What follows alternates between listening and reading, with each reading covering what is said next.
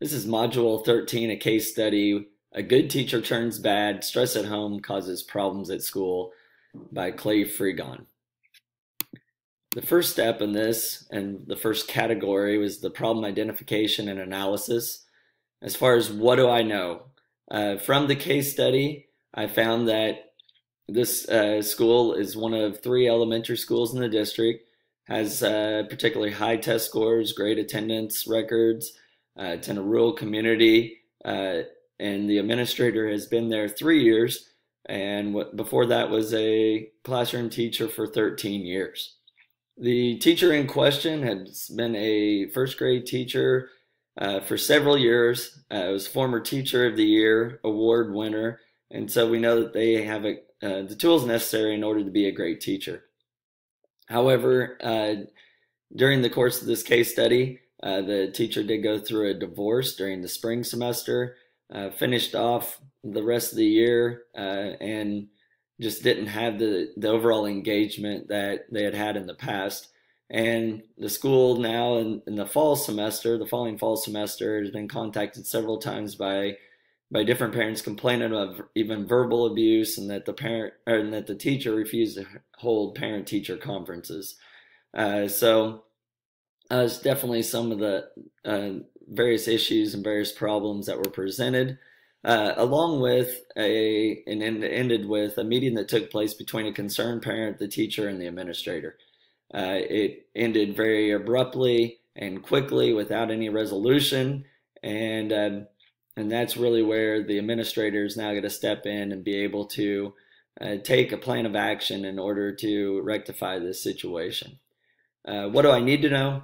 I felt like the case study left some definite things that I do need to know in order to be able to solve these issues, and wonder how these issues came about. As far as within the case study, it said that the teacher was observed several times without incident. I'd like to know what observations were to use for those observations, what evaluation tools, observation tools, how long were those observations? Were they walk through evaluations or observations? How long did they last? Were there any formal observations? And was there feedback that was given to the teacher after those observations? So there's a lot to be said as far as what was done before this took place. It said that there were observations that took place without any incident, and they didn't see anything that was really wrong that was going on. So I feel like there's maybe something missing there. Also, I also wrote, did the principal ever talk to the teacher about why she wasn't as involved as she had been in the past? It said in the case study that this teacher was a very involved teacher, engaged, and a former Teacher of the Year. So maybe that would get the conversation started as to some of the personal issues that they were going through. And maybe that teacher just needs somebody to talk to and be able to connect to them. And so I think that's also something that we need to know, and need to know if that ever took place. It also said that the teacher had changed their stance on piloting a reading program, and I want to know why. Why did that happen? The principal did meet with that teacher, but all it said was that nothing came about it as far as being able to change their stance. But I want to know why that occurred. Why did they all of a sudden not want to pilot the reading program? And again, I think that would have brought about more conversation as to maybe it wasn't the reading program, but more the personal issues that the teacher was going through that really caused some of those problems. So those are definitely some things I need to know, along with the teacher saying that they did sit down and discuss their life outside of work and see if there's any way to assist her. That didn't happen, and I think that really needed to happen. Again, some of those other conversations could have led into some of those talks, but it never did say that in the case study, that if the administrator had tried to do that.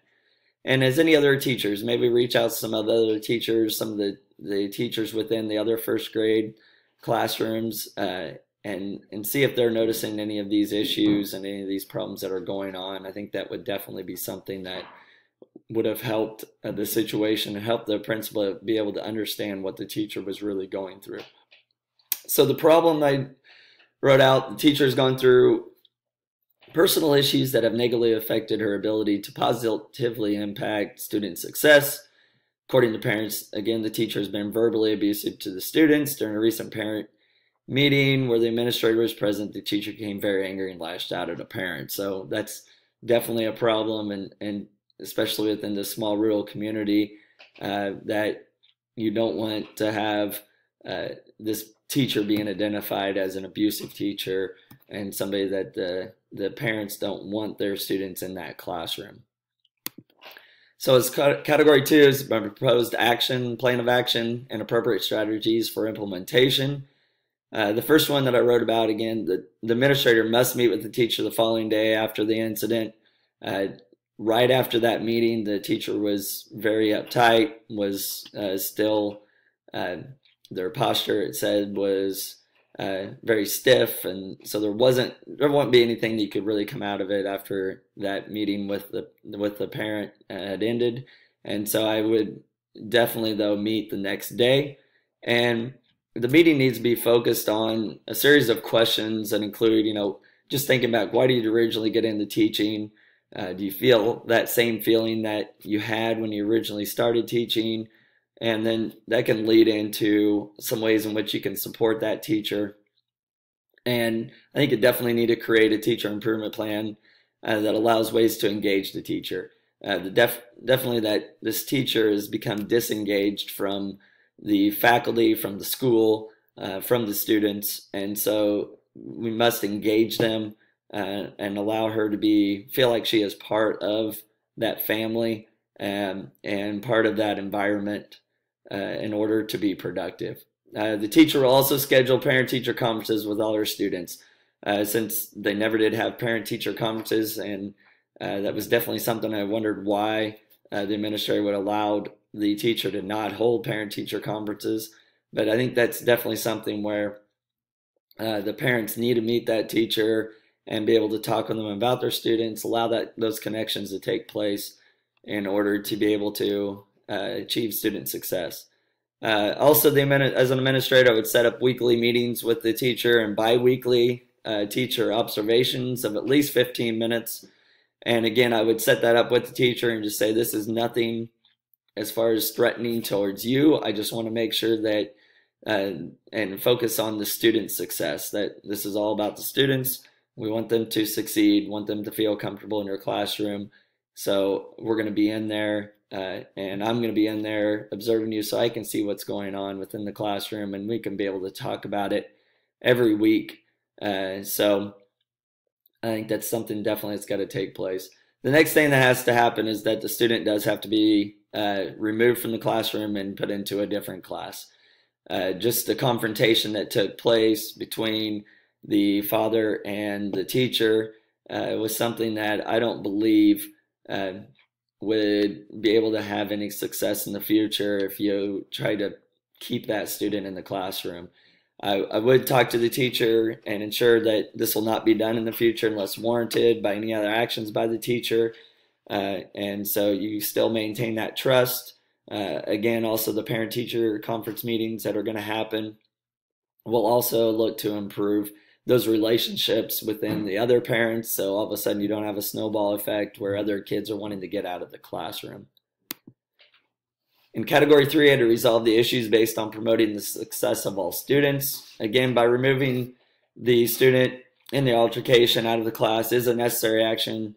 There's way too much animosity between the teacher and the parent for student success and for that particular student to succeed, and even just the overall class to be able to succeed.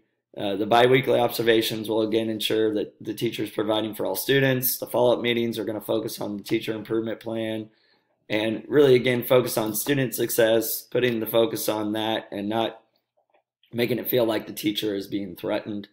Just getting back to how can we make sure that these students succeed within the classroom and preparing them for second grade.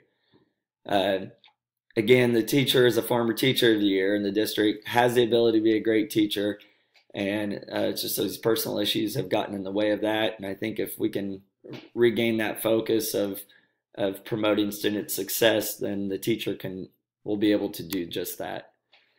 Category 4, to debrief the problem by reflecting on what you're thinking and feeling, valuing.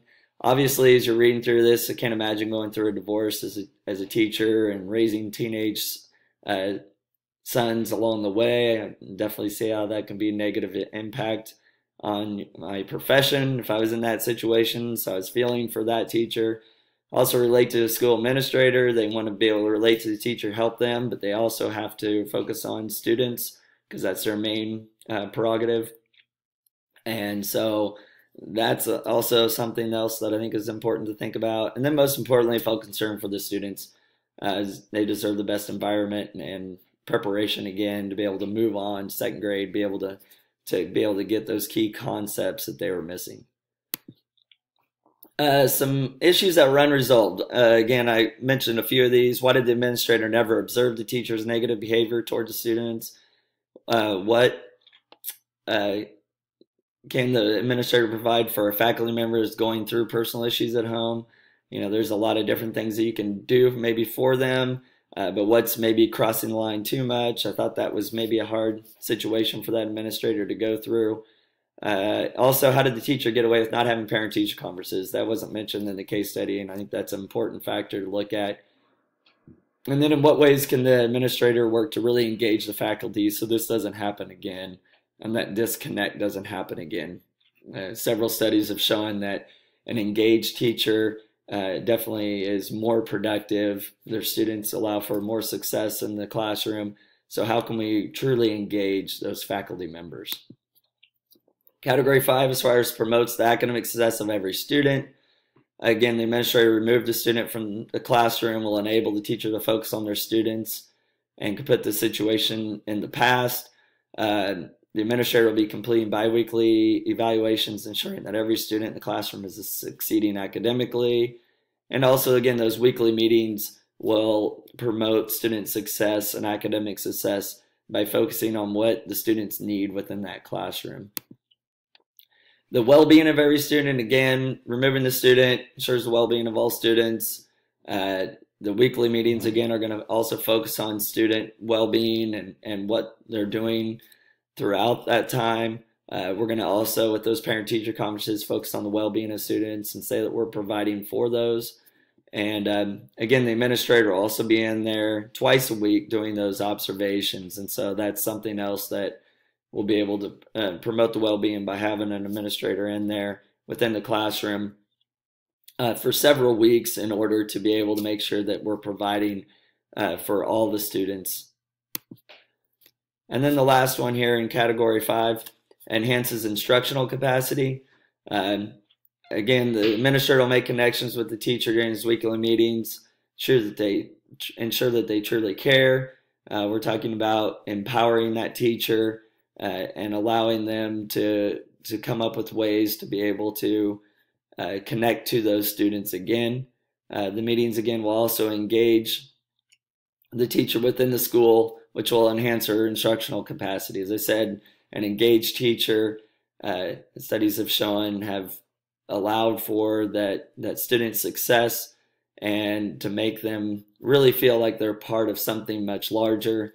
And that's really what this teacher needs to be able to do, that they need to be able to feel part of the community of the school.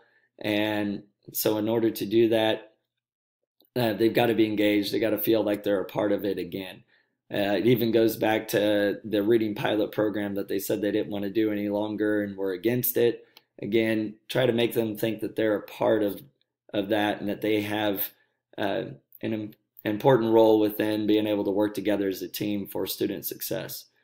And then finally, also the teacher will hold parent-teacher conferences, again, focus on the academic success of all students and to regain the trust of the parents and also show the students that they care about them. And finally, the teacher, again, has the tools to be a great teacher. They're a former teacher of the year. And with the improvement plan, they will focus on how to rediscover those tools and those capabilities that the teacher has.